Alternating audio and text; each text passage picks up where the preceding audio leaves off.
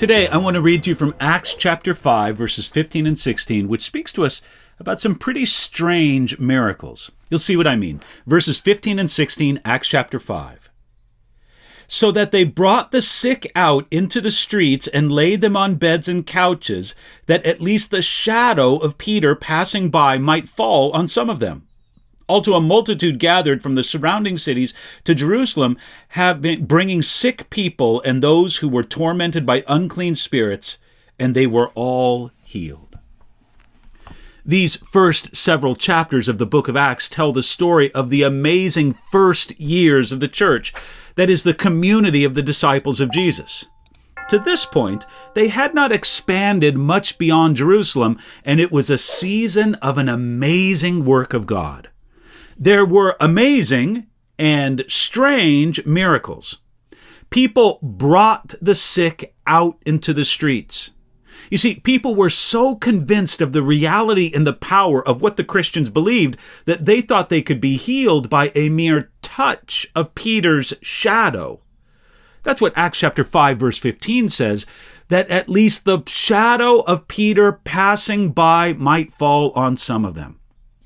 Now, notice, it does not specifically say people were healed by Peter's shadow.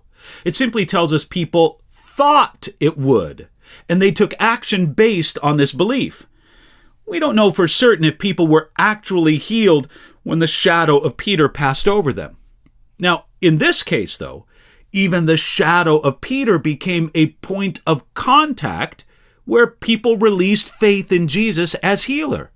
It seems that people understood what Peter said in Acts chapter 3, verses 12 and 16, that Jesus heals even if he does his healing work through his apostles.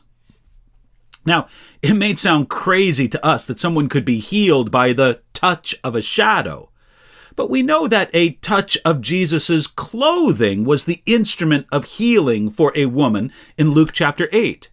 There wasn't anything magical in the garment of Jesus, but it was a way that her faith was released.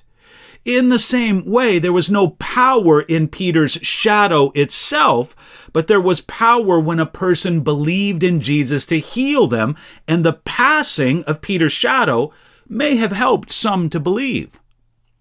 However God chose to bring the healing, there's no doubt that a remarkable work was present. So much so that they were all healed, it says in verse 16. We shouldn't miss the connection between the purity in the church that was preserved in the first part of Acts chapter 5, that was with the death of Ananias and the fear of God among the Christians, and the connection with that and the power displayed here. God blessed a pure church with spiritual power. We also notice that a multitude gathered from the surrounding cities to Jerusalem. Notice that this was people coming to Jerusalem instead of the apostles going out to them. Now, this is exciting, but it's not exactly according to the command of Jesus.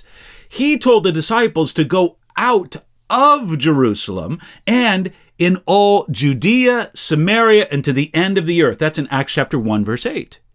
The apostles didn't leave Jerusalem until they were forced to by persecution.